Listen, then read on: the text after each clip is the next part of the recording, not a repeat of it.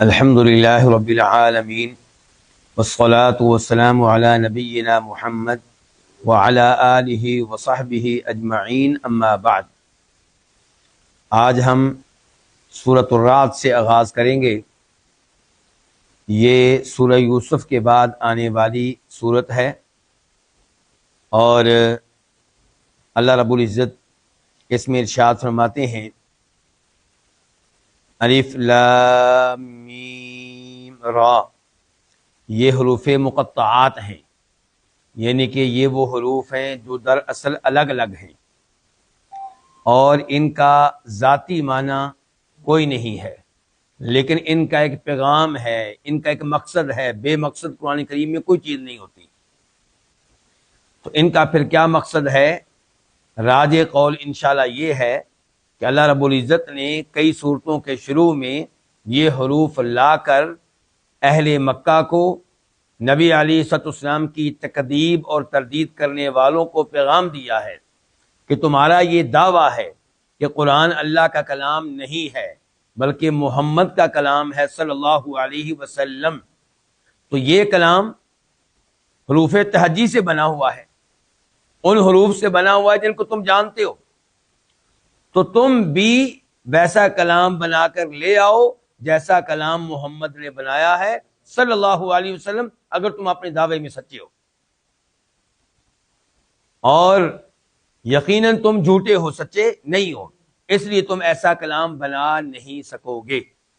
تو یہ حروف لا کر ان کو چیلنج دیا گیا ہے، ان سے مطالبہ کیا گیا ہے کہ یہ وہ حروف ہیں جن سے قرآن بنا ہے، تم بھی بنا کر لے آؤ، تم بھی عربی کے ماہر ہو، تمہیں بھی اپنی فصاحت و بلاغت پہ بڑا ناز ہے۔ تلک آیات الکتاب، یہ اس کتاب کی آیتیں ہیں۔ تلک یہ یعنی کہ یہ آیات، آپ کہہ سکتے ہیں تلک الآیات، یہ آیتیں آیات الکتابی، اس کتاب کی آیتیں ہیں، اور آپ یہ بھی کہہ سکتے ہیں کہ الکتاب سے مراد ہے کامل کتاب، کہ یہ کامل کتاب کی آیتیں ہیں، یعنی کہ قرآن کریم ایک کامل کتاب ہے، ہر عیب سے پاک، ہر کمزوری سے پاک، ہر نقص سے پاک، اور یہ آیتیں اس کامل کتاب کی آیتیں ہیں۔ کون سی آیتیں؟ جو ابھی ہم پڑھنے لگے ہیں۔ والذی، اور وہ جو، انزلہ اتارا گیا ہے، الیکا تیری طرف، من ربک تیرے رب کی طرف سے، الحق وہ حق ہے، ولیکن اور لیکن، اکثر الناس لوگوں میں سے زیادہ تر، لا یؤمنون ایمان نہیں لاتے۔ وہ جو تیرے رب کی طرف سے تیری طرف اتارا گیا ہے وہ حق ہے، اور وہ کیا ہے؟ قرآن، وہ دین ہے جس کے اوپر ہم عمل کرتے ہیں۔ تو یہ دین، یہ قرآن جو اللہ کی طرف سے اترا ہے، یہ حق ہے، یعنی کہ ایک تو یہ حق ہے کہ واقعی اللہ کی طرف سے آیا ہے، دوسرے نمبر پہ جو کچھ اس میں احکام آئے وہ حق ہیں، جو اس میں خبریں دی گئی ہیں ماضی کی، مستقبل کی، وہ بھی حقیقت پہ مبنی ہیں۔ اس سب کے باوجود اکثر لوگ ایمان نہیں لاتے۔ اس سے پتہ چلا کہ اکثریت کا کوئی اعتبار نہیں ہے، اکثریت تو اللہ کے وعدے کلام پہ ایمان لانے کے لیے تیار نہیں ہے، اس لیے اکثریت کی طرف نہیں دیکھا جائے گا، حق کی طرف دیکھا جائے گا۔ حق کو قبول کرنے والا چاہے ایک آدمی ہو، وہ اللہ رب العزت کا پیارا ہے، اللہ تعالیٰ کا محبوب ہے، اور اکثریت چاہے اکثریت سے زمین بھر جائے اور وہ سارے منکر ہوں اللہ کے کلام کے، اللہ کی توحید کے، اللہ کی نگاہوں میں ان کی کوئی قدر و قیمت نہیں ہے۔ اکثر لوگ ایمان نہیں لاتے، اس بات پہ ایمان نہیں لاتے کہ یہ اللہ کی طرف سے ہے، قرآن کریم کے احکام پہ ایمان نہیں لاتے، قرآن کریم کی تعلیمات پہ ایمان نہیں لاتے، قرآن کریم کے اخبار پہ ایمان نہیں لاتے۔ کیوں؟ غور و فکر نہیں کرتے، سنجیدگی سے قرآن کریم کو اہمیت نہیں دیتے۔ آیت نمبر 2، اللہ الذی، اللہ ہی ہے جس نے، الذی جس نے، رفع بلند کیا، السماواتی آسمانوں کو، السماوات جمع ہے کس کی؟ سما ان کی. بغیر عمدن بغیر ستونوں کے. عمدن جمع ہے کس کی؟ عماد کی. ترونہا تم دیکھتے ہو ہا ان کو. کن کو؟ آسمانوں کو. ثم پھر استوا وہ بلند ہوا. علی العرشی کس پہ؟ عرش پہ. وسخرا موقمن اور سخرا اس نے کام میں لگایا، اس نے مسخر کیا. الشمس سورج کو، والقمر اور چاند کو. کل ہر ایک، یجری چل رہا ہے، لأجل مسمی ایک وقت مقررہ کے لیے. اجل وقت، مسمى مقرر، لام کے لیے. ہر ایک چل رہا ہے ایک وقت مقررہ کے لیے. یدبرو وہ تدبیر کرتا ہے کون؟ اللہ تعالیٰ. الامر ہر کام کی، ہر معاملے کی. یفصلو کھول کھول کر بیان کرتا ہے، واضح طور پہ بیان کرتا ہے. الآیاتی ایتیں، نشانیاں. لعل تاکہ، کم تم، بلقاء ربکم اپنے رب کی ملاقات پہ، توقنون یقین کرو. بلقاء با کا معنی پہ، لقاء ملاقات، ربکم اپنے رب. ترونہا کی وضاحت پہلے میں کر چکا ہوں. ترونہا سے کیا مراد ہے؟ کہ تم دیکھتے ہو ان کو. کن کو؟ آسمانوں کو. یہ ترونہا کی ایک تفسیر ہے. دوسری تفسیر یہ ہے کہ ترونہا صفت ہے عمد کی، کہ اللہ وہ ہے جس نے آسمانوں کو بلند کیا ایسے ستونوں کے بغیر جنہیں تم دیکھ سکو. یعنی کہ ستون ہیں لیکن تمہیں نظر نہیں آتے. یہ دوسری تفسیر ہے. اور پہلی تفسیر یہ ہے کہ اللہ وہ ہے جس نے آسمانوں کو بلند کیا بغیر ستونوں کے. تم آسمانوں کو دیکھ رہے ہو، کیا تم ستون نظر آتے؟ نہیں. تو اللہ تعالیٰ وہ عظیم ذات ہے. تو یہاں پہ اللہ کی عظیم قدرت کا تذکرہ ہو رہا ہے. جو اللہ آسمان پیدا کرنے پہ قادر ہے، وہ آسمان جس کا آج تک کسی انسان کو کنارہ نہیں مل سکا، وہ آسمان جو ستونوں کے بغیر قائم و دائم ہیں، اور کبھی ان میں کوئی کمزوری نہیں آئی، کبھی کوئی عیب نہیں لاحق ہوا، کچھ گڑبڑ نہیں ہوئی، اس اللہ تعالیٰ کے لیے انسان کو دوبارہ پیدا کرنا کون سا مشکل ہے؟ اسے مٹی ہو جانے کے بعد پھر حساب کتاب کے لیے اٹھانا کون سا مشکل ہے؟ ثم استوى على العرش، پھر اللہ عرش پہ مستوی ہوا. اس سے پتا چلا اس عقیدے کا جو قرآن و حدیث میں بار بار آیا ہے کہ اللہ کہاں ہے؟ اللہ عرش پہ ہے، اللہ سب سے اوپر ہے، ساری مخلوقات نیچے ہیں، اللہ سب سے اوپر ہے. اور عرش اللہ کی سب سے بڑی مخلوق ہے. آسمان نیچے رہ جاتے ہیں، عرش سب سے اوپر ہے، اور عرش کے اوپر اللہ ہے. لیکن اللہ تعالیٰ اپنے وجود کے لیے عرش کا محتاج نہیں ہے، عرش اپنے وجود کے لیے اللہ تعالیٰ کا محتاج ہے. وسخرا اور اس نے مسخر کیا سورج اور چاند کو. یعنی کہ سورج اور چاند اللہ تعالیٰ کے قابو میں ہیں، اللہ کے تابع ہیں، اللہ کے حکم سے دائیں بائیں بالکل نہیں ہوتے. یہ انسان ہے جس کو اللہ نے اختیار دیا ہے کیا؟ نیکی کرنے کا اور برائی کرنے کا، اور یہ برائی کی طرف بڑھتا ہے، نیکی سے اعراض کرتا ہے. سورج و چاند ان کا ایسا معاملہ نہیں ہے، وہ اللہ کے ہر حکم کے پابند ہے اور مکلف ہے. کل یجری لاجل مسمی، ہر ایک، یعنی کہ ان میں سے ہر ایک، سورج چاند میں سے، کل سورج چاند میں سے ہر ایک، یجری چل رہا ہے، لاجل مسمی ایک وقت مقررہ کے لیے. یعنی کہ چل رہے ہیں حتیٰ کہ قیامت آ جائے. جب قیامت آئے گی پھر ان کی حرکت ختم ہو جائے گی، بند ہو جائے گی، رک جائے گی. اور دوسرا معنی یہ ہے کہ سورج چاند میں سے ہر کوئی چل رہا ہے اپنے دورہ کے مقررہ وقت کے مطابق. یعنی کہ چاند کا دورہ مکمل ہوتا ہے کتنے دنوں میں؟ ایک مہینے میں. ایک مہینے میں مکمل ہوتا ہے. اور سورج کا پورا سال لگ جاتا ہے. یعنی کہ پہلی تفسیر یہ تھی کہ وقت مقررہ سے مراد ہے قیامت، کہ قیامت تک یہ چلتے ہی رہیں گے. اور دوسرا یہ ہے کہ یہ چل رہے ہیں اپنے دورے کو مکمل کرنے کے لیے.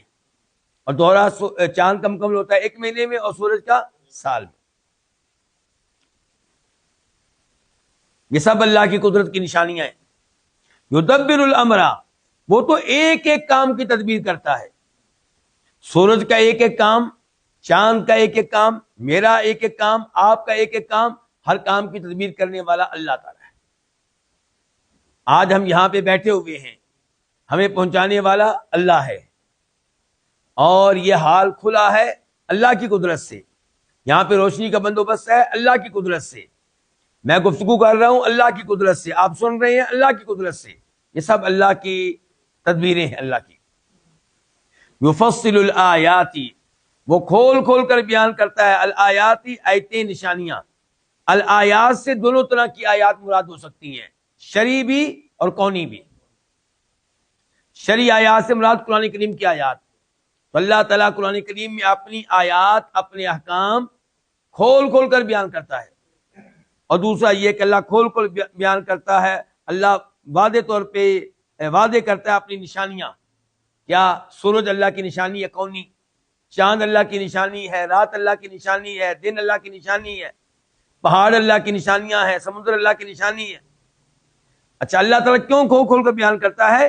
لعلکم، تاکہ تم اپنے رب کی ملاقات پہ یقین کر لو کہ جو اللہ آسمان کو پیدا کرنے والا ہے اور ستونوں کے بغیر آسمان قائم و دائم ہے صدیوں سے، جس نے زمین کو پیدا کیا ہے، جو سورج چاند کے نظام کو چلا رہا ہے، اس کے لیے 5 فٹ کے انسان کو دوبارہ اٹھانا کون سا مشکل ہے.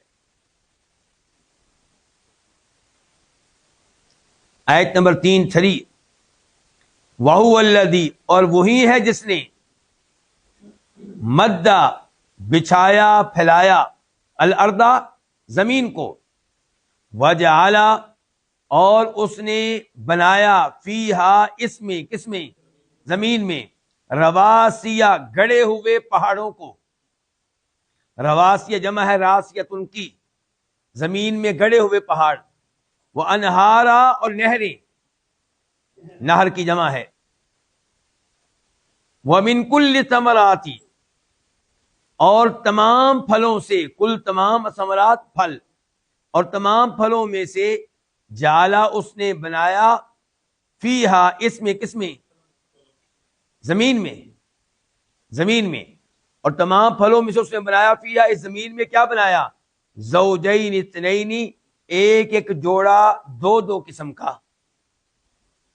یغشی، وہ ڈھانپتا ہے، وہ اڑا دیتا ہے، اللیلہ، رات، النہارا، دن پہ. انا، بے شک، فی ذالک، اس میں، یعنی کہ جو چیزیں ذکر کی گئی ہیں ساری کی ساری، بے شک اس میں، ان میں، لآیات، البتہ عظیم نشانی ہے. البتہ کس کا معنی؟ لام کا، لام تاکید کے لیے ہے. البتہ آیات، عظیم نشانیاں ہیں. لقوم یتفکرون، ایسی قوم کے لیے جو غور و فکر کرتی ہو. یہاں پہ اللہ رب العزت نے تذکرہ کیا ہے اپنی ایک اور قدرت کا. پہلے تھی وہ قدرت جس کا تعلق اوپر سے تھا، آسمان، عرش، سورج اور چاند، یہ چیزیں ان کا تعلق اوپر سے ہے. اب زمین کی طرف آ دیں کہ زمین کس نے بچھائی ہے؟ اللہ تعالیٰ نے. ہمارے یہاں ہاکی کھیلنے کے لیے یا فٹ بال کھیلنے کے لیے گراؤنڈ میں وہ بچھانی پڑے مصنوعی گھاس، تو جناب مسئلہ بن جاتا ہے. اور اللہ نے پوری زمین بچھا ڈالی، اور اتنی وسیع و عریض زمین کہ جس کا کنارہ انسان کو نہیں ملتا، اور اتنی مضبوط زمین کہ انسان کیا کیا کرتا ہے یہاں پہ. کبھی بلڈنگ بناتا ہے، کبھی گراتا ہے، کبھی 3 منزلہ، کبھی 50 منزلہ، کبھی 100 منزلہ، اور زمین نے یہ سارا بوجھ اٹھایا ہوا ہے. کتنی عظیم مخلوق ہے یہ اللہ تعالیٰ کی. تو پھر وہ اللہ کتنا عظیم ہوگا جو ایسی مخلوقات کو پیدا کرنے والا ہے. تو وہی ہے جس نے زمین کو بچھایا، یہ اللہ کی قدرت. اور پھر اس زمین میں اللہ نے پہاڑ گاڑ دیے تاکہ زمین حرکت نہ کرے، ورنہ زمین مسلسل حرکت کرتی رہتی.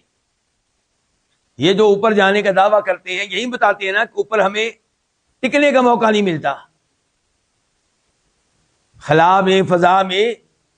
اور اللہ تعالی نے زمین کو کیسا بنایا ہے؟ جہاں پہ انسان ٹک کر سوتا ہے اور بیٹھتا ہے، ایسا نہیں ہوتا کہ زمین اس کو ہلاتی رہے. اور پھر اس میں اللہ نے نہریں رکھ دی ہیں، کس لیے؟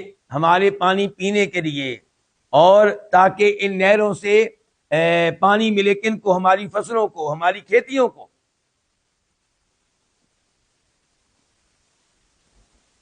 اور پھر اللہ نے بتایا کہ اسی زمین میں اللہ نے تمام پھلوں میں سے ایک جوڑا پیدا کیا. جوڑے سے مراد یہ بھی ہو سکتا ہے کہ مذکر اور مؤنث، نر اور مادہ. جیسا کہ ہم جانتے ہیں کہ کیا ہوتا ہے، پھل کیسے پیدا ہوتا ہے؟ جب ملاپ کیا جائے کس کا؟ مادہ کا اور نر کا، مذکر کا اور مؤنث کا. اگر آپ کھجور کا درخت لگا لیتے ہیں اور پیوند کاری نہیں ہوتی تو پھل نہیں آتا.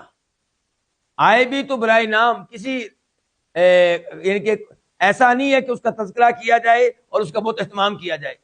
آپ جانتے ہیں کہ نبی علیہ السلام نے مدینہ آنے کے بعد مدینہ کے لوگوں کو پیوند کاری سے روک دیا، تو صحابہ کرام نے پیوند کاری نہیں کی تو اس سال خاص کوئی پھل نہیں آیا. تو پھر صحابہ کرام نے اس موضوع پہ اللہ کے نبی سے بات کی علیہ الصلوۃ والسلام. تو آپ نے کہا انتم اعلم بامور دنیاکم، کہ دنیاوی امور کو تم بہتر جاننے والے ہو، یعنی کہ ٹھیک ہے پیوند کاری کر لو. تو اللہ تعالیٰ نے ان چیزوں میں بھی کیا پیدا کیا؟ جوڑا جوڑا.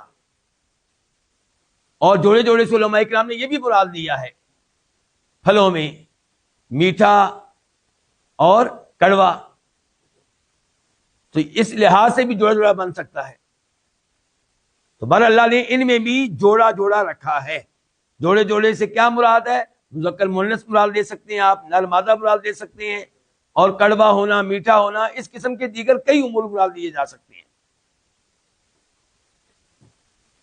یغشی اللیل النہار، اللہ کی ایک اور قدرت، وہ کیا کہ اللہ تعالی رات کو دن پہ اڑا دیتا ہے. کیا مطلب؟ اچھا بھلا دن ہوتا ہے، اچانک رات چھا جاتی ہے. یہ دن کہاں گیا؟ اللہ کی قدرت دیکھیں آپ، اتنا وسیع و عریض دن کہاں گیا؟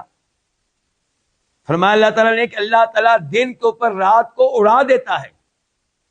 اور پھر اگلی بات کا تذکرہ نہیں کیا، وہ خود آپ سمجھ سکتے ہیں کیا، کہ پھر اللہ تعالیٰ رات پہ دن کو اڑا دیتا ہے. کہاں گئی یہ رات اتنی وسیع و عریض؟ وہ تاریکی کہاں گئی؟ ان فی ذلک لآیات لقوم یتفکرون، ان تمام امور میں بڑی عظیم نشانیاں ہیں ان لوگوں کے لیے جو غور و فکر کرتے ہیں. دیکھیں یہ آیتیں اگر آپ بار بار پڑھیں گے، بار بار سنیں گے تو اللہ پہ آپ کا یقین بڑھے گا، اللہ پہ آپ کا ایمان بڑھے گا، قرآن کی محبت آپ کے دلوں میں راسخ ہوگی، اللہ کی محبت آپ کے دلوں میں بیٹھے گی. یہ ہے فائدہ قرآن کریم کو پڑھنے کا.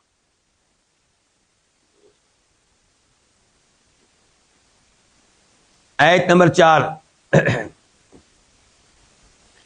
وفی الارض، اور زمین میں قطع،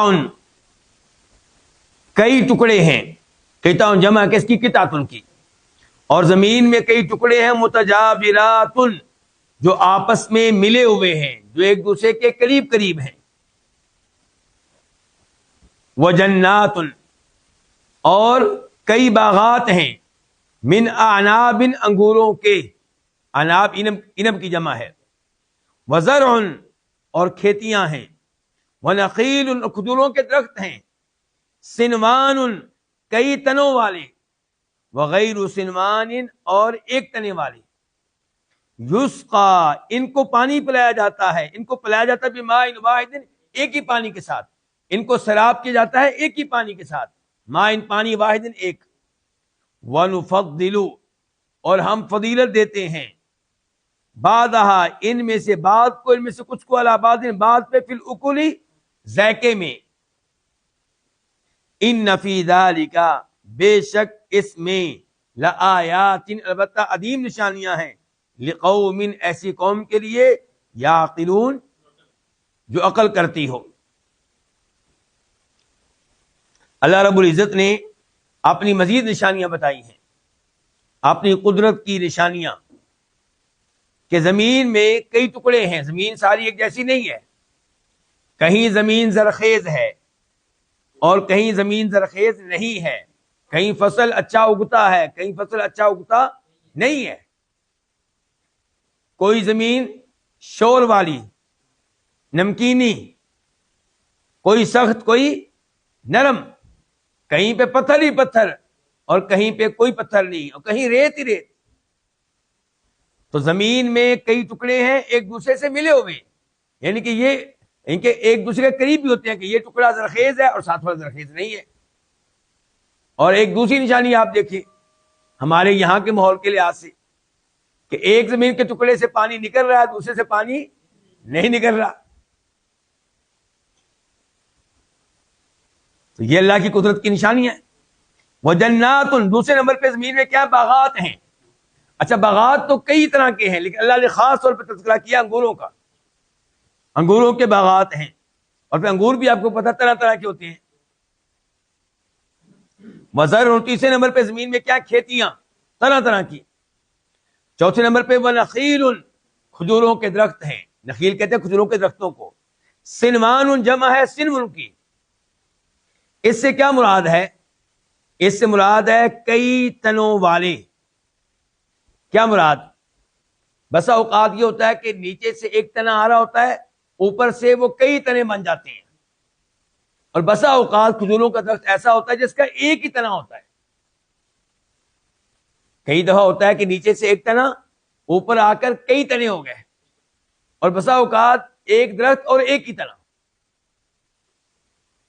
یہ سب اللہ کی قدرت کی نشانیاں ہیں. یسقا بماء واحد، اللہ اکبر. پانی سب کو ایک ہی ملتا ہے. انسان جب پانی دیتا ہے، اس کے ایک ہی باغ میں درخت لگے ہوئے ہیں، پانی ایک ہی ملتا ہے، اس کے باوجود اوپر سے صورتحال مختلف ہے اور پھر پھل کا ذائقہ مختلف ہے. کہیں بہت میٹھا، کہیں کم میٹھا، اور کہیں کھٹا کڑوا. یعنی کہ آپ دیکھیے اللہ تعالیٰ کی قدرت کی نشانیاں. اللہ تعالیٰ فرمایا ہم ان میں سے بات کو بات پہ فضیلت دیتے ہیں، اہمیت دیتے ہیں ذائقے کے لحاظ سے. ان فی ذلک لآیات لقوم یعقلون، یہ سب بڑی عظیم نشانیاں ہیں لیکن ان لوگوں کو جو عقل کرتے ہوں. اس میں جواب دیا جا رہا ہے اہل مکہ کو بھی، جو کہتے تھے کہ اگر تم نبی ہو تو کوئی نشانی لے کر آؤ. اللہ نے کہا تھوڑی نشانی ہے.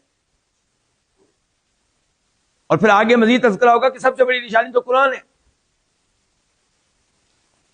آیت نمبر 5 وَإِنْ، اور اگر تعجب، تو تعجب کرے، فعجب، فا کا معنی کیا؟ تو، پس، عجب، بہت عجیب ہے. بہت کس کا معنی ہے؟ تنوین کا. بہت عجیب ہے قولہم، ان کا یہ قول، ان کا یہ کہنا. کیا کہنا؟ اذا، آ کا معنی کیا؟ استفہام کے لیے آگے اذا، جب. کیا جب کننا، ہم ہو جائیں گے، ترابن، مٹی.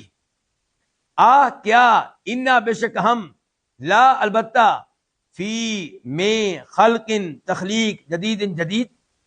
یعنی کہ کیا جب ہم ہو جائیں گے مٹی تو کیا بے شک ہم البتہ ایک نئی پیدائش میں ہوں گے. اولئک الذین، یہی وہ لوگ ہیں، کفروا، جنہوں نے کفر کیا، بربہم، اپنے رب کے ساتھ. واولئک الاغلال، اور یہی وہ لوگ ہیں کہ الاغلال، توق ہوں گے، فی اعناقہم، ان کی گردنوں میں. اناق کس کی جمع ہے؟ عنق کی. واولئک، اور یہی ہے اصحاب النار، آگ والے، جہنم والے. اصحاب جمع ہے صاحب کی، یہ کہ جہنم کے ساتھی، جہنم میں رہنے والے. ہم، یہ، فیہا، اس میں، کس میں؟ اس آگ میں، خالدون، ہمیشہ ہمیشہ رہنے والے ہوں گے.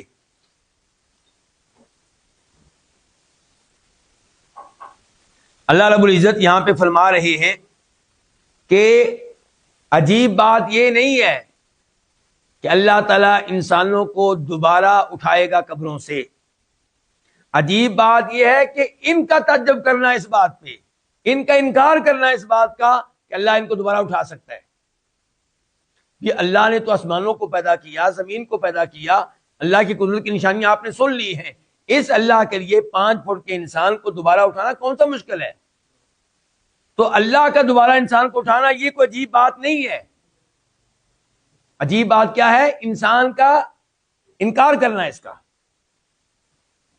تو فرمایا وَإِن تَعْجَبْ، اگر آپ تعجب کریں کسی بات پہ، آپ کو تعجب ہوتا ہوگا اس بات پہ بھی کہ کافر آپ کی تکذیب کرتے ہیں، کافر قرآن کو اللہ کا کلام نہیں مانتے، ایسی کئی باتوں پہ اے اللہ کے رسول آپ کو تعجب ہوگا. لیکن عظیم ترین تعجب والی بات کیا ہے؟ ان کا یہ کہنا کہ جب ہم مٹی ہو جائیں گے تو کیا ہم دوبارہ نئی پیدائش میں ہوں گے، ہمیں پھر سے اٹھایا جائے گا. فرمایا اولئک الذین کفروا بربہم، یہی وہ لوگ ہیں جنہوں نے اپنے رب کا کفر کیا. اچھا، ہم نے تو قرآن کریم میں پڑھا ہوا ہے کہ اللہ تعالیٰ کو یہ مانتے ہیں، اور یہاں پہ اللہ کہہ رہے ہیں رب کا کفر کیا. اللہ یہاں پہ وعدے کر رہا ہے کہ رب کے وجود کو ماننا اور اللہ کی اس قدرت کا انکار کرنا کہ اللہ دوبارہ لوگوں کو اٹھائے گا، یہ رب کا کفر ہی ہے. رب کو آپ مانتے ہیں تو ماننے کہ اللہ موجود ہے، رب کی قدرت کو ماننے، رب کی صفات کو ماننے، رب کے ناموں کو ماننے. آپ فرمایا انہوں نے اپنے رب کا کفر کیا ہے، اور یہی لوگ ہیں کہ ان کی گردنوں میں روز قیامت کیا ہوں گے؟ توق. توق کس کو کہتے ہیں؟ وہ کڑا، وہ زنجیر جو گردن میں ڈالی جائے. تو فرمایا ان کی گردنوں میں لوہے کے کڑے ہوں گے، لوہے کی زنجیریں ہوں گی، اور یہ لوگ جہنم میں ہوں گے. جہنم کے ساتھی ہیں. مراد یہ ہے کہ جہنم سے ان کو چھٹی بالکل نہیں ملے گی. ہم فیہا خالدون، اس جہنم میں، اس آگ میں ہمیشہ ہمیشہ رہنے والے ہیں.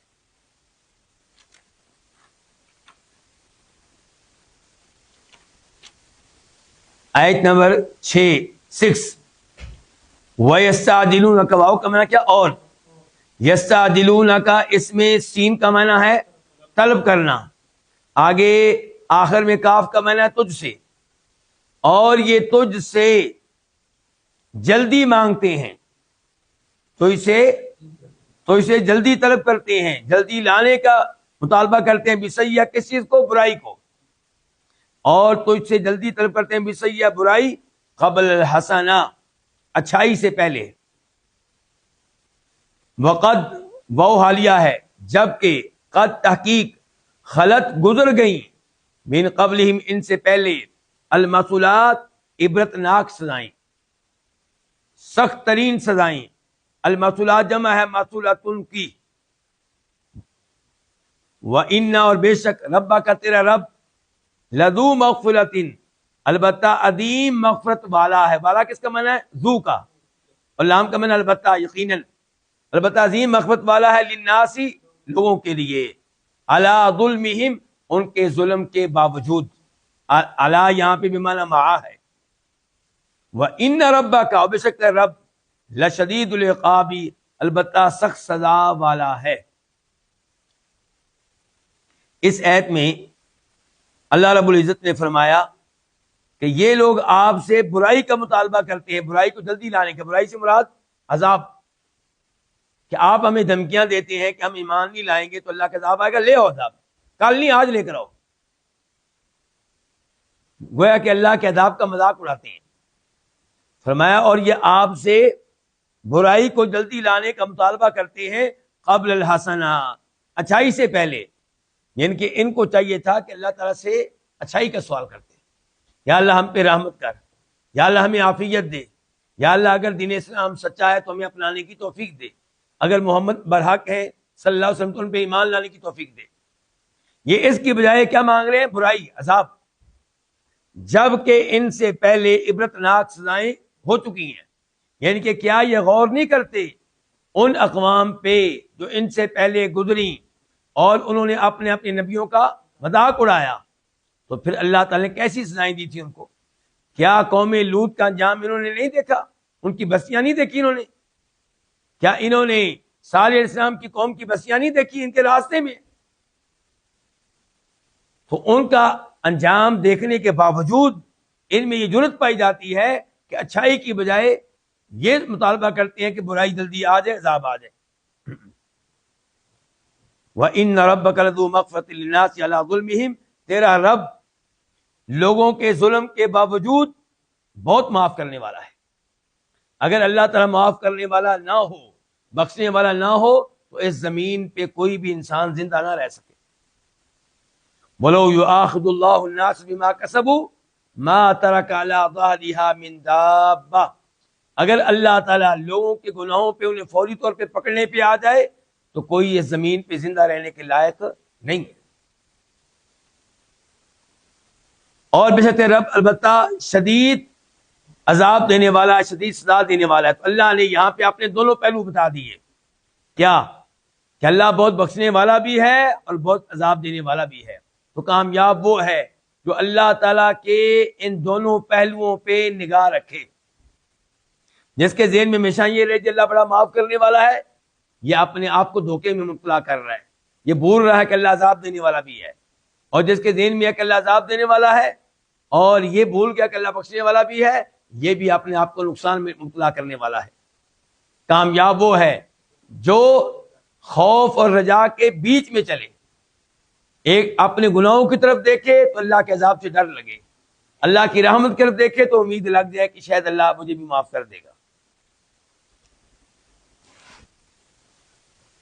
آیت نمبر 7 وَيَقُولُ، اور کہتے ہیں، الذین، وہ لوگ، کفروا، جنہوں نے کفر کیا، لولا، کیوں نہیں، انزل، اتاری گئی، علیہ، اس پہ، یعنی کہ محمد پہ صلی اللہ علیہ وسلم، آیتن، کوئی نشانی، من ربہ، اس کے رب کی طرف سے، انما انت منذر، انت، تو، انما، صرف اور صرف، منذر، ایک ڈرانے والا ہے، وَلِكُلِّ قَوْمٍ، اور ہر قوم کے لیے، ہادن، ایک رہبر و رہنما ہوتا ہے، ایک ہدایت دینے والا ہوتا ہے، ایک رہنمائی کرنے والا ہوتا ہے۔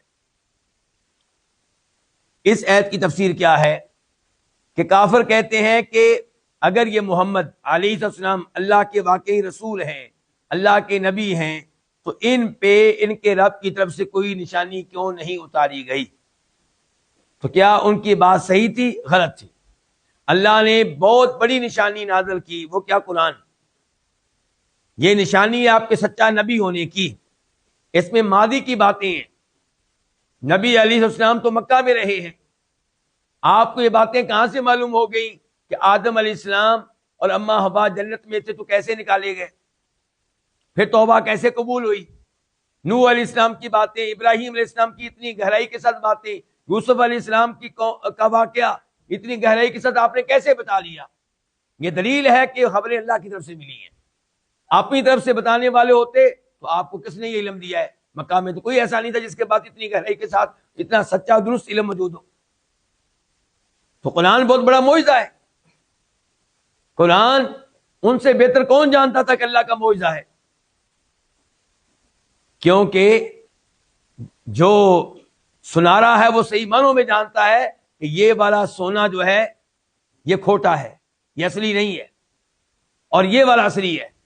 تو مکہ والے عربی زبان کے ماہر تھے، ان سے بہتر کون جاننے والا ہوگا کہ قرآن واقعی اللہ کی طرف سے؟ اس کے باوجود کیا کہنا جی اس کے اوپر نشانی کیوں نہیں اتاری گئی؟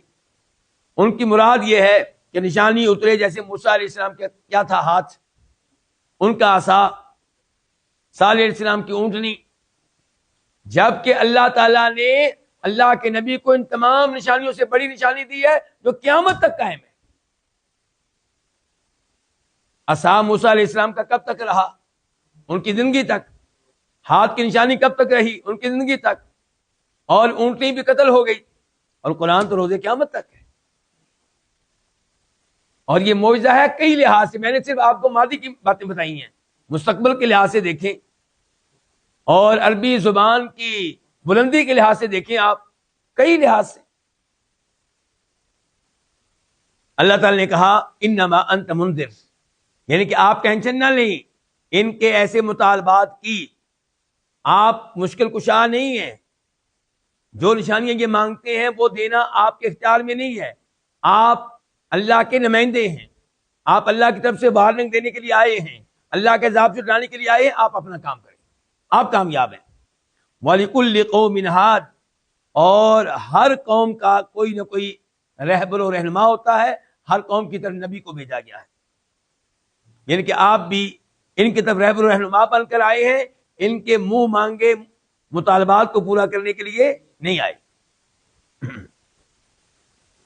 ایت نمبر 8 اللہ یعلم، اللہ تعالیٰ جانتا ہے، ما تحمل، جو اٹھاتی ہے، کل انثی، ہر مادہ ہر مؤنث، وما، اور جو تغید، کم کرتے ہیں، الارحام، رحم، وما تزداد، اور جو وہ بڑھاتے ہیں، وکل شیء، اور ہر چیز، عندہ، اس کے ہاں، کس کے ہاں؟ اللہ کے ہاں، بمقدار، ایک اندازے کے ساتھ ہے، ایک مقدار کے ساتھ ہے. اس آیت میں اللہ تعالیٰ کے علم کا تذکرہ ہو رہا ہے، اللہ تعالیٰ کے علم کی گہرائی، کہ اللہ جانتا ہے ہر اس چیز کو جس کو ہر مؤنث اپنے پیٹ میں اٹھائے ہوئے ہے. ہر مؤنث سے کیا مراد؟ انسانوں میں سے مؤنث، بندروں میں سے مؤنث، ہاتھیوں میں سے مؤنث، شیروں میں سے مؤنث، اونٹنیوں میں سے مؤنث، ان کے ہر مؤنث جو کچھ اپنے پیٹ میں اٹھائے ہوئے ہے اللہ جانتا ہے، جبکہ وہ ماں خود نہیں جانتی. اس کو اتنی باتوں کا علم نہیں ہے جتنی باتوں کا اللہ کو علم ہے. اللہ اس کے پیٹ میں موجود یہ جس کو ہم اردو میں حمل کہتے ہیں، اس کے بارے میں ایک ایک چیز کا علم رکھتا ہے، اور وہ ماں خود اتنا علم نہیں رکھتی. اچھا، اللہ نے یہاں پہ کیا کہ اللہ جانتا ہے جو کچھ اٹھائے ہوتی ہے، کیا؟ ہر مؤنث. یہاں پہ ذرا غور کرنا ہے کہ اللہ نے یہ کہا کہ میں جانتا ہوں کہ مذکر ہے یا مؤنث ہے؟ نہیں، اللہ نے کہا کہ میں اس کے بارے میں سب کچھ جانتا ہوں، صرف مذکر مؤنث نہیں. یعنی کہ اس عمل، وہ حمل جو ہے وہ لڑکا ہے یا لڑکی، اللہ یہ بھی جانتا ہے. اللہ یہ بھی جانتا ہے کہ وہ پیدا ہوگا زندہ یا مردہ پیدا ہوگا، اس کی عمر کتنی ہوگی، اس کا رزق کتنا ہوگا، وہ کہاں فوت ہوگا، کب فوت ہوگا، وہ خوش بخت ہوگا کہ بد بخت ہوگا، سعادت مند ہوگا کہ بد نصیب ہوگا، ایمان لانے والا ہوگا کہ کافر ہوگا. اللہ تو اس کے بارے میں ایک ایک چیز کا علم رکھتا ہے. اور آپ صرف اس وجہ سے خوش ہوتے رہتے ہیں کہ الٹرا ساؤنڈ کے ذریعے ہمیں پتہ چل جاتا ہے کہ لڑکا ہے یا لڑکی ہے. وہ بھی کب؟ جب بچہ تقریباً 5 مہینے کا ہو جاتا ہے، 6 مہینے کا ہو جاتا ہے. اس سے پہلے تو آپ کو الف بے کا بھی نہیں پتا، اور 5-6 مہینے کے بعد بھی بس اتنا پتا چلا آپ کو بڑی مشکل سے کہ یہ مذکر ہے یا مؤنث ہے. یہ زندہ پیدا ہوگا ہی نہیں ہوگا آپ کو کبھی پتہ نہیں چلے گا. یہ جنت میں جانے والا ہوگا کہ جہنم میں جانے والا آپ کو کبھی پتہ نہیں چلے گا. اس نے رزق کتنا کمانا آپ کو کبھی پتہ نہیں چلے گا. کئی باتیں ہیں جن کا انسان کو ذرا بھی پتہ نہیں ہے اور نہ ہوگا. تو حقیقی علم پھر کس کے پاس ہے؟ اللہ. مذکر مؤنث کا علم بھی اللہ ہی نے دیا ہے. یہ ممکن نہیں ہے کہ اللہ کے چاہے بغیر انسان علم لے لے. وہ بھی اللہ نے انسان کے ذہن میں ڈالا ہے الٹرا ساؤنڈ کی مشین کو ایجاد کرنا اور اس کے ذریعے یہ معلومات لینا. تو اللہ جانتا ہے اس چیز کو جس کو اٹھائے ہوتی ہے ہر مؤنث، ہر مادہ، وما تغید الارحام، اور اللہ جانتا ہے اس چیز کو جس کو کم کرتے ہیں الارحام، رحم. الارحام جمع ہے، کس کو کہتے ہیں؟ بچہ دانیوں کو. یعنی کہ وہ جس کے اندر بچہ ہوتا ہے، وہ کس چیز کو ارحام کم کرتے ہیں، کس چیز کو بڑھاتے ہیں، یہ بھی اللہ ہی جانتا ہے. کیا مطلب؟ یعنی کہ حمل کی مدت کا کم ہونا یا زیادہ ہونا اللہ ہی جانتا ہے، اور حمل کا بڑھ جانا یا ضائع ہو جانا یہ بھی اللہ جانتا ہے. ہو سکتا ہے وہ کم ہو جائے، یعنی کہ حمل ضائع ہو جائے، اور ہو سکتا ہے کہ بڑھ جائے، ایک کی بجائے 2 بچے پیدا ہو جائیں. تو یہ ساری معلومات کس کے پاس ہے؟ اللہ کے پاس ہے.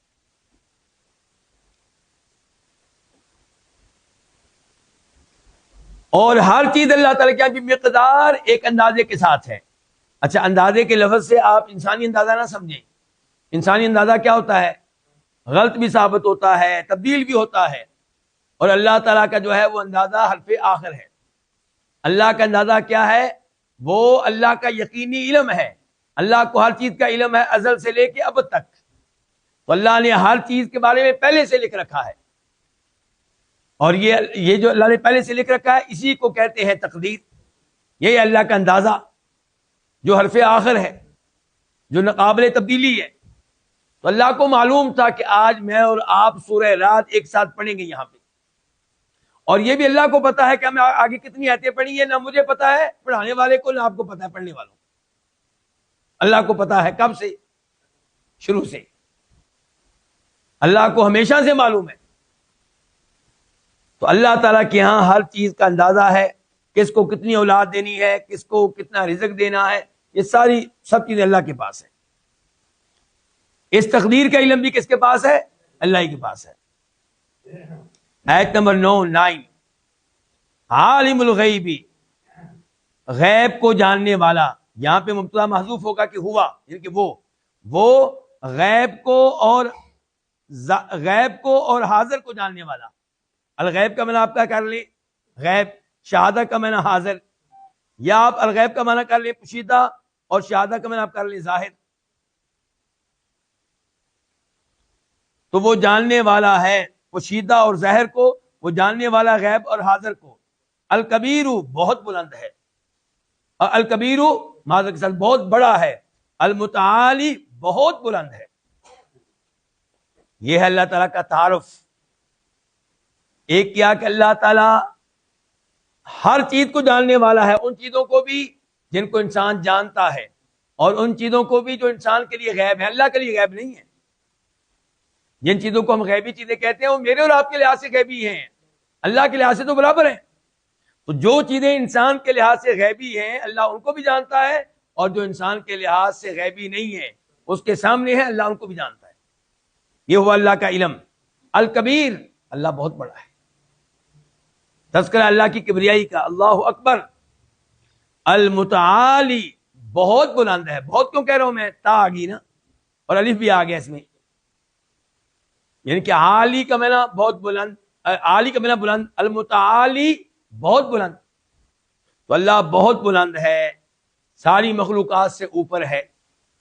اور اللہ کا بلند ہونا ہر لحاظ سے ہے. ذاتی طور پہ بھی اللہ اوپر ہے، اور یعنی کہ حکم کے لحاظ سے بھی اللہ سب سے اوپر ہے. کیا مطلب؟ دیکھیں نا، ہم کبھی کہتے ہیں اپنے گھر میں بیٹھ کے بیٹا کہاں گیا؟ جی بیٹا اوپر گیا. کیا مطلب؟ چھت کے اوپر ہے، جو اوپر والا فلور ہے وہاں پہ ہے. اور کبھی کہتے ہیں ہم کسی کے بارے میں، ان کا بیٹا تو بہت اوپر چلا گیا. کیا مطلب؟ ترقی کر گیا، بہت بڑی شان پا گیا، بہت بڑا مقام و مرتبہ حاصل کر گیا، سب سے آگے نکل گیا. تو اللہ تعالیٰ ذات کے لحاظ سے بھی اوپر اور شان و مقام کے لحاظ سے بھی اوپر.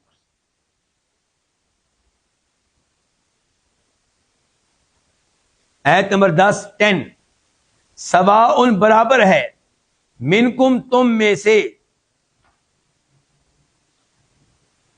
یعنی کہ برابر ہے تم میں سے وہ، من اسر القول، من جو اسر چھپائے القول بات کو، ومن اور جو جہرا بلند آواز سے کرے بھی اس کو، اس بات کو، ومن ہوا اور جو ہو مستخفن بہت چھپنے والا، باللیل رات میں، وساربن اور چلنے والا، ظاہر پھرنے والا، بالنہاری دن میں. یہ آیت نمبر 10 ہے. اس کی کیا تفسیر ہے؟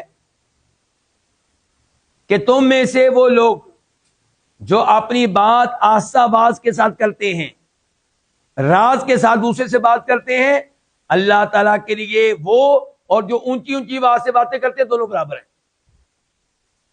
اور آپ کے لحاظ سے، میرے لحاظ سے، جو آہستہ آواز سے بات کرے گا وہ جس کے ساتھ کرے گا وہ سنے گا، میں نہیں سن سکوں گا. اور جو بلند آواز سے بات کر رہے ہیں ان میں سے میں ایک آدمی کی بات کو سمجھ لوں گا، باقی جو بلند آواز سے باتیں کر رہے ہیں میں ان کی بات سمجھ نہیں سکوں گا. اور اللہ تعالیٰ کے لحاظ سے آہستہ آواز سے باتیں کرنے والے، بلند آواز سے باتیں کرنے والے، فرمایا دونوں برابر ہیں، تم میں سے یہ سب برابر ہیں.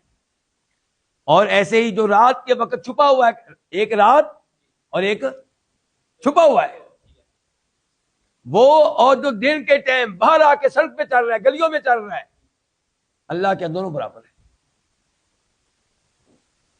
مجھے اور آپ کو اس کا پتہ نہیں چلے گا جو رات کو کہیں چھپا ہوا ہے، لیکن اللہ تعالیٰ جو ہے اس کے لیے دونوں برابر ہیں. اللہ دونوں کے بارے میں اچھی طرح علم رکھتا ہے.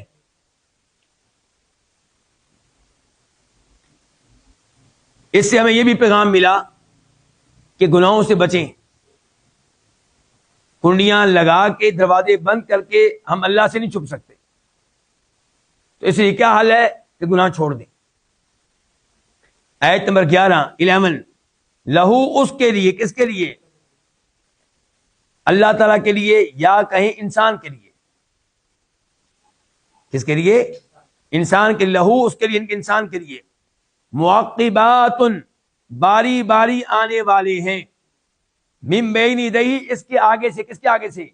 انسان کے آگے سے، ومن خلفہ، اور اس کے پیچھے سے، یحفظون، جو حفاظت کرتے ہیں، ہو اس انسان کی، من امر اللہ، اللہ کے حکم سے۔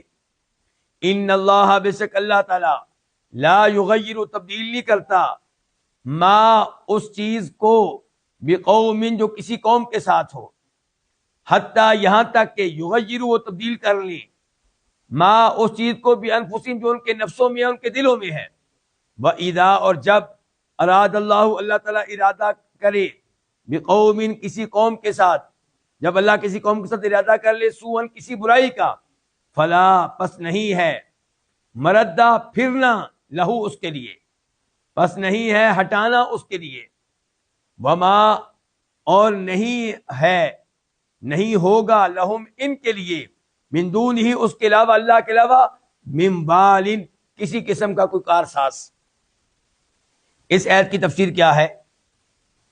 اللہ تعالی نے فرمایا کہ اللہ تعالیٰ کی طرف سے باری باری فرشتے آتے ہیں جو انسان کی حفاظت کرتے ہیں، اس کے آگے سے بھی، اس کے پیچھے سے بھی، اس کو بچاتے ہیں ہر مصیبت سے، ہر شر سے، اس کو بچاتے ہیں شیطان کے حملوں سے، اس کو بچاتے ہیں دیگر مخلوقات کے حملوں سے، الا یہ کہ وہ مصیبت تقدیر میں لکھی ہو، وہاں سے فرشتے پیچھے ہٹ جائیں گے۔ لیکن ایسی مصیبت آ جائے انسان پہ جو تقدیر میں نہیں لکھی، یہ ممکن نہیں ہے۔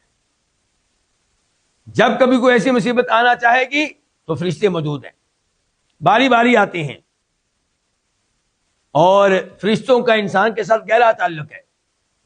کچھ فرشتے وہ ہیں جو انسان کی نیکیاں لکھتے ہیں، برائیاں لکھتے ہیں، اور کچھ فرشتے وہ ہیں جو انسان کو نیکی کی ترغیب دیتے ہیں، اور کچھ فرشتے یہ ہیں جو انسان کی حفاظت کرتے ہیں، اس کو مصائب سے اور شر سے، مشکلات سے، ایکسیڈنٹ سے بچاتے ہیں۔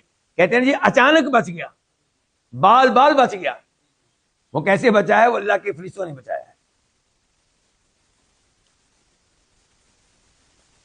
کچھ اللہ کے فرشتے وہ ہیں جو آپ جانتے ہیں، جو عصر کے ٹائم آتے ہیں اور فجر تک رہتے ہیں یہاں پہ، پھر فجر کے ٹائم نئی ٹیم آتی فرشتوں کی، اور یہ دونوں ٹیمیں جمع ہو جاتی ہیں دو نمازوں میں۔ کون سی نمازوں میں؟ عصر کی نماز میں، فجر کی نماز میں، فرشتوں کی دونوں ٹیمیں موجود ہوتی ہیں۔ اس سے پتہ چلا کہ مجھے اور آپ کو عصر اور فجر کی نماز کا زیادہ اہتمام کرنا چاہیے، اور اللہ ان فرشتوں سے پوچھتا ہے جو ڈیوٹی ختم کر کے واپس جاتے ہیں کہ میرے بندے کیا کر رہے تھے جب تم گئے، اور جب واپس آئے تو کیا کر رہے تھے؟ کہتے ہیں یا اللہ، ہم گئے تو تب بھی نماز پڑھ رہے تھے، آئے ہیں تب بھی نماز پڑھ رہے تھے۔ تو کوشش کریں کہ میری طرف سے، آپ کی طرف سے بھی فرشتے یہی گواہی لے کر جائیں۔ آگے دوسرا جملہ اس آیت کا کہ اللہ نہیں بدلتا اس چیز کو جو کسی قوم کے ساتھ ہے۔ کیا مطلب ہے اس کا؟ یعنی کہ کسی قوم پہ جو اللہ کی نعمتیں ہیں، اللہ وہ واپس نہیں لیتا، اللہ ان نعمتوں کو چھینتا نہیں ہے جب تک کہ لوگ خود تبدیل نہ ہو جائیں۔ اگر لوگ پہلے نیکی پہ تھے اور برائی پہ آ گئے، پہلے اللہ کا شکر ادا کرنے والے تھے، اپنا شکر بن گئے، اب ممکن ہے کہ اللہ اپنی نعمتیں چھین لیں۔ جب تک لوگ نعمتوں کی قدر کریں، اللہ کا شکر ادا کرتے رہیں، اللہ کی بات مانتے رہیں، الحمدللہ کہتے رہیں، نعمتوں کو اللہ کی طرف منسوخ کرتے رہیں، اللہ اپنی نعمتیں واپس نہیں لیتا۔ اور یہ اللہ نے بات ایک فرد کی نہیں کی، پوری قوم کی بات کی ہے کہ اللہ تعالی نہیں تبدیل کرتا یعنی کہ ان نعمتوں کو، سے مراد وہ نعمتیں ہیں، اللہ تبدیل نہیں کرتا ان نعمتوں کو بقوم جو کسی قوم پہ ہیں، یہاں تک کہ وہ تبدیل کر لیں اس حالت کو، اس کیفیت کو جو ان کے دلوں میں ہے۔ اور جب اللہ تعالیٰ کسی قوم کے ساتھ برائی کا ارادہ کر لے، فلا مرد لہ، تو پھر دنیا کی کوئی طاقت اللہ کی طرف سے آنے والی برائی یعنی کہ عذاب کو ٹال نہیں سکتی۔ اللہ کا عذاب آ گیا، اب دنیا کی کوئی طاقت اس کو روک نہیں سکتی۔ اور جب یہ اللہ کا عذاب کسی قوم پہ آ جائے تو پھر ان کو کوئی کارساز نہیں ملے گا، کوئی مددگار نہیں ملے گا، کوئی ایسا نہیں ملے گا جو ان کو اللہ کے عذاب سے بچا لے۔